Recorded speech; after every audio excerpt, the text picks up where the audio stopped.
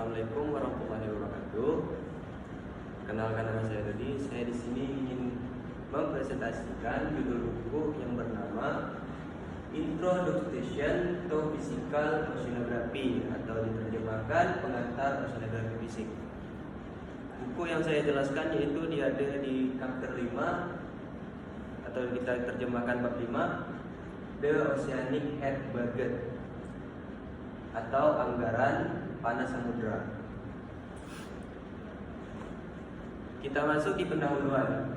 Anggaran panas samudra sekitar setengah dari energi matahari yang mencapai bumi diserap oleh samudra dan daratan, di mana energi tersebut disimpan sementara di dekat permukaan hanya sekitar 1/5 dari energi matahari yang tersedia yang langsung diserap oleh atmosfer. Dari energi yang diserap oleh samudra, sebagian besar dilepaskan secara lokal ke atmosfer, sebagian besar melalui penguapan dan radiasi inframerah. Sisanya diangkut oleh arus ke daerah lain, terutama di lintang tengah. Panas yang hilang oleh samudra tropis adalah sumber utama panas yang dibutuhkan untuk mendorong sirkulasi atmosfer. Dan energi matahari yang tersimpan di samudra dari musim panas hingga musim dingin membantu memperbaiki iklim bumi. Energi termal yang diangkut oleh arus laut tidak stabil dan perubahan signifikan dalam pengangkutan khususnya di Atlantik mungkin penting untuk perkembangan zaman es, karena anggaran panas samudra dan pengangkutan penting untuk memahami iklim bumi dan variabilitas jangka pendek dan panjangnya. Kita masuk di 5.1, anggaran panas samudra. Perubahan energi yang tersimpan di lapisan atas samudra terjadi akibat adanya ketidakseimbangan antara masuknya dan keluarnya panas melalui permukaan laut. Perpindahan panas yang melintasi atas atau melewati suatu permukaan ini disebut sebagai fluk panas. Fluk panas dan air juga mengubah densitas massa jenis air permukaan yang berdampak pada gaya apung air tersebut. Oleh karena itu, jumlah total dari flux panas dan flux air sering disebut sebagai flux gaya apung. Flux energi ke lapisan yang lebih dalam biasanya jauh lebih kecil dibandingkan dengan flux yang melalui permukaan. Selain itu, total flux energi yang masuk dan keluar dari samudra harus bernilai nol. Jika tidak, samudra secara keseluruhan akan mengalami pemanasan atau pendinginan. Jumlah seluruh flux panas yang masuk atau keluar dari suatu volume air tersebut sebagai anggaran panas. Komponen utama dalam anggaran panas di permukaan laut adalah yang pertama, insolasi atau dalam kurung USV, flux energi matahari yang masuk ke dalam laut. Yang kedua, radiasi inframerah neto atau dalam kurung QLWL, flux bersih radiasi inframerah dari laut ke atmosfer. Yang ketiga, flux panas sensibel dalam kurungnya SS, flux panas yang keluar dari laut akibat proses konduksi. Yang keempat, flux panas laten atau dalam kurung KL, flux energi yang dibawa oleh air yang menguap. Dan yang kelima, konveksi atau dalam kurung Q, panas yang terbawa oleh arus laut ke lokasi lain. Dan ini contoh gambarnya. Gambar 5.1 memperlihatkan kapasitas panas spesifik air laut pada tekanan atmosfer Cp dalam satuan Joule per gram per derajat Celcius sebagai fungsi dari suhu dalam derajat Celcius, dan salinitas dihitung dari formula empiris yang diberikan oleh Adlevero et al. Tahun 1973 menggunakan algoritma dari Pokorov dan Milleriad pada tahun 1983. Garis bagian bawah menunjukkan titik beku air laut. Kekekalan panas dinyatakan sebagai di mana Q adalah hasil bersih dari panas yang diperoleh atau bilang satuan untuk heat flux adalah watt per meter persegi. Hasil kali di antara flux panas luas permukaan dan laut memberikan energi dalam joule. Perubahan suhu air terhubung dengan perubahan energi melalui persamaan, di mana M adalah massa air yang dipanaskan atau didinginkan dan Cp adalah kapasitas panas spesifik air laut pada tekanan konstan. Artinya 4000 joules energi diperlakukan memanaskan 1,0 kg air laut sebesar 10 derajat. 1,0 derajat. Pentingnya laut dalam anggaran panas bumi. Untuk memahami pentingnya laut dalam anggaran panas bumi, mari kita bandingkan panas tersimpan di laut dengan tersimpan di darat selama satu siklus tahunan. Selama siklus tersebut, panas disimpan pada musim panas dan dilepaskan pada musim dingin. Tujuannya adalah menunjukkan bahwa laut menyimpan melepaskan jauh lebih banyak panas dibanding daratan. Sebagai permulaan, gunakan persamaan 5,3 dan kapasitas panas jenis tanah dan bantuan suhu.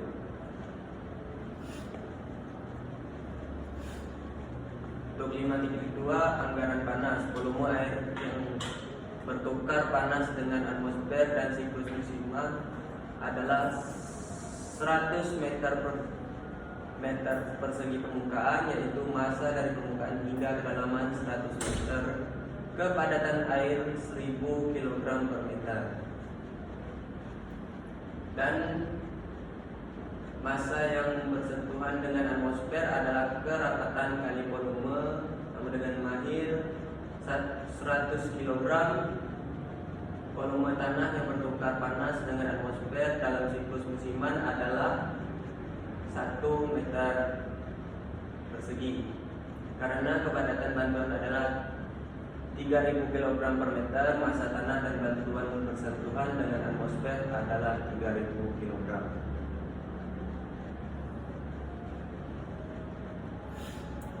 Faktor-faktor yang mempengaruhi insolasi. Yang pertama, ketinggian matahari di bawah cakrawala yang bergantung pada garis lintang, musim, dan waktu dalam sehari. Tidak ada penyinaran matahari di malam hari.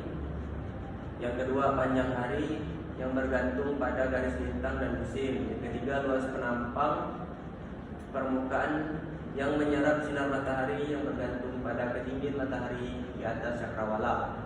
Yang keempat, atenuasi yang bergantung pada awan yang menyerap dan menghamburkan radiasi.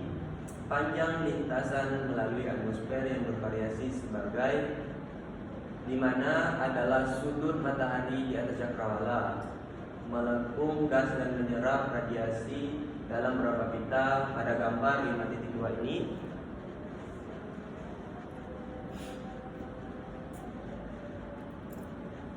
Adapun faktor-faktor yang mempengaruhi flux inframerah, permukaan laut memancarkan radiasi sebagai benda hitam yang memiliki suhu dan sama dengan air, yaitu sekitar 250 K. 5. Distribusi radiasi sebagai fungsi panjang gelombang diberikan oleh persamaan Planck. Air laut pada suhu 260 K memancarkan radiasi paling kuat pada panjang gelombang mendekati 10 UM.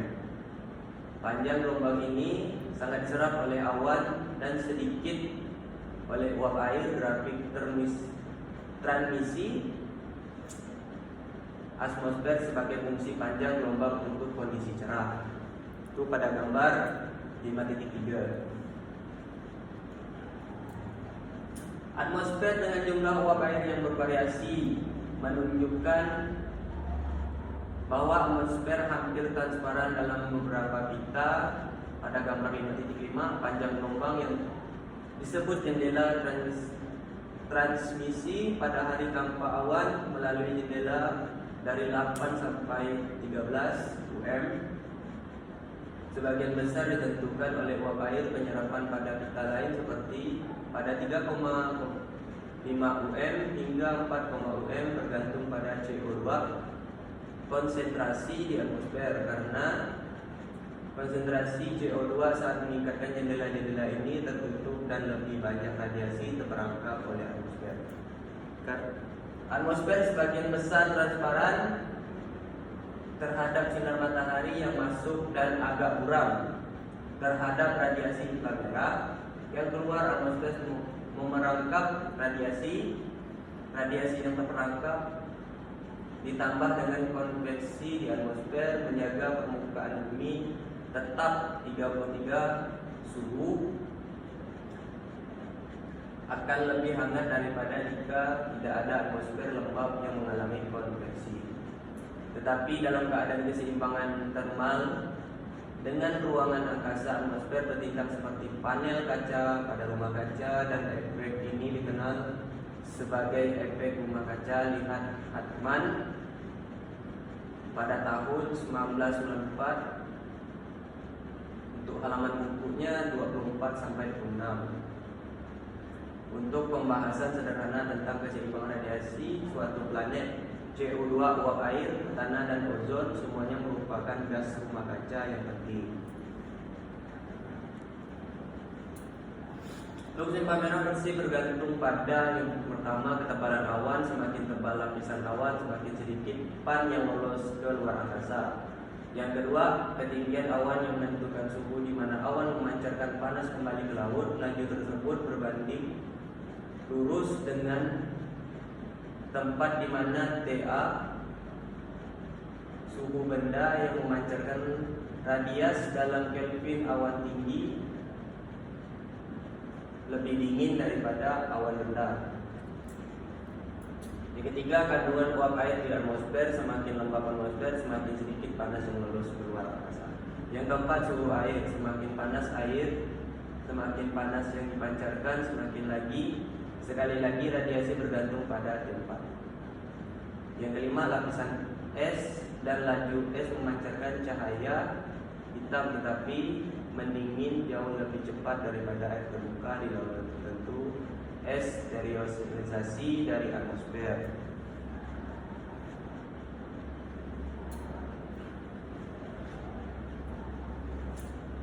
Faktor-faktor yang mempengaruhi flux panas paten. Flux panas paten dipengaruhi terutama oleh kecepatan angin dan kelembapan relatif. Angin kencang dan udara kering menguapkan air jauh lebih banyak daripada angin lemah dengan kelembapan relatif mendekati 100%. Di wilayah kutub, penguapan dari lautan yang tertutup, es jauh lebih sedikit dari perairan terbuka. Diakritik, sebagian besar panas hilang dari laut terjadi melalui oleh cerah es, area bebas es. Oleh karena itu, konsentrasi perairan terbuka sangat penting untuk anggaran panas aktif. Dan pengukuran flux tumbulen dengan probe hembusan angin. Hanya ada satu metode akurat untuk menghitung flux panas sensibel dan laten serta momentum di permukaan laut dari pengukuran langsung besaran tumbulen di lapisan batas atmosfer yang dilakukan oleh probe hembusan angin pada pesawat terbang rendah laut platform lepas pantai. Sangat sedikit pengukuran semacam itu yang dilakukan. Pengukuran tersebut mahal dan tidak dapat digunakan untuk flux yang dirata-ratakan selama beberapa hari atau area luas. Pengukuran probe hembusan angin hanya digunakan untuk mengkalibrasi metode lain dalam menghitung flux.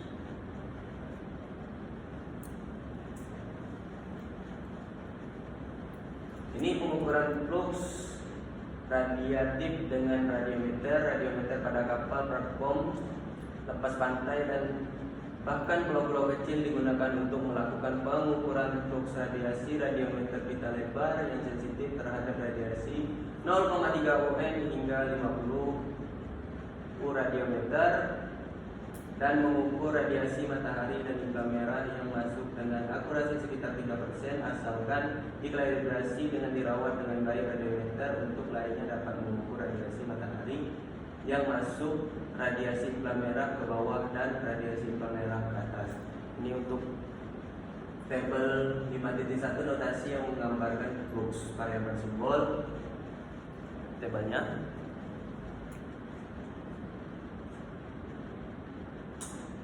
Ini yang flux tabel 2 akurasi angin dan flux yang dimansi secara global dari ruang angkasa.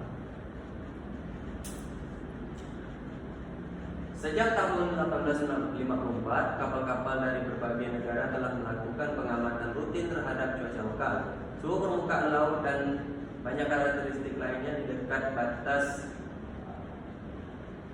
antara samudra dan atmosfer. Pengamatan oleh satu kapal yang kebetulan melakukan pengamatan tersebut pada satu waktu dan tempat.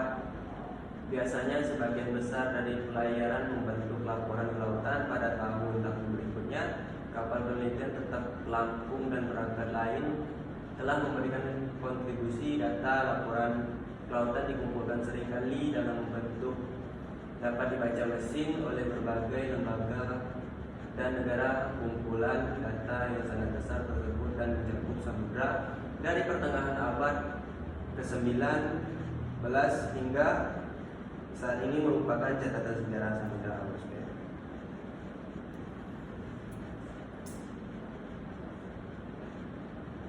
Berbagai kelompok telah melakukan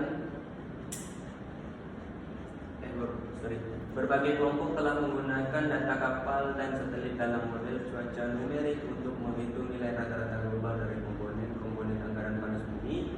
Nilai-nilai tersebut memberikan gambaran keseluruhan tentang pentingnya berbagai komponen, bahwa instansi mempertimbangkan radiasi lampu merah di bagian atmosfer, di permukaan flux panas laten dan radiasi inframerah bersih cenderung menyeimbang insolasi dan flux panas sensibel kecil.